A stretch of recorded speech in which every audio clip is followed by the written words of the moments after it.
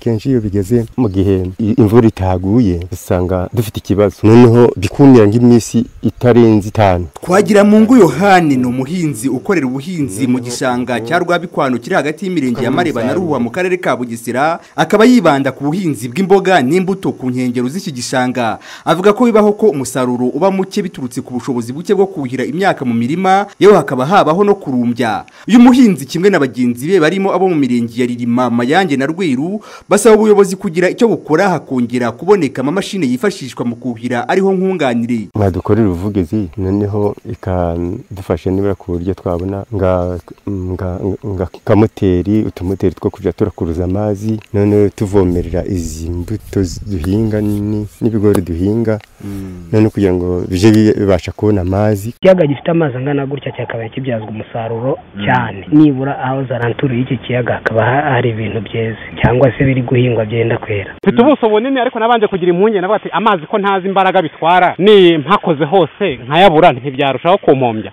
Ubwo icyifuzo nyirizina ngewe mbonye uburyo mbona amazi ahagije. Umuyobozi w'ishami ry'ubuhinzi n'ubworozi, amashyamba n'umutungo kamere mu karere ka Bugesera Gatoya Theophile avuga ko nabake buhira byaturutse kuri nkunganire yo kubona ibikoresho byifashishwa mu kuhira kandi biturutse ku bukangurambaga akarere kakoze. Gusa ngo ingingo y'imari yo kunganira abahinzi mu kuhira yarashize. Akarere kakaba karandikiye ikigo cy'u Rwanda gishinzwe guteza imbere ubuhinzi n'ubworozi RAB ku buryo gategereje igisubizo. Agronome Gatoya akaba asaba abahinzi kuba biteguye ku buryo nihongera kuboneka ubushobozi mu ngingo y'imari bazahita bajya muri iyi gahunda. Gusa ariko nanone uyu muyobozi yemeza ko nubwo intego y'umwaka yo kuhira bari bafite yagezweho, abari bakeneye serivisi bose atari ko bayibonye. Uretse muri iki gihe turimo budget yo kubunganira yashize, nabwo akarere n'undi kavuganye na RAB barakandikiye RAB kugira ngo katange inama niba turakomeza tukunganira abahinzi kazashaka ku ruhare rwayo inyuma, none ariko abahinzi bafite uruhare rwabo babashe kuhira.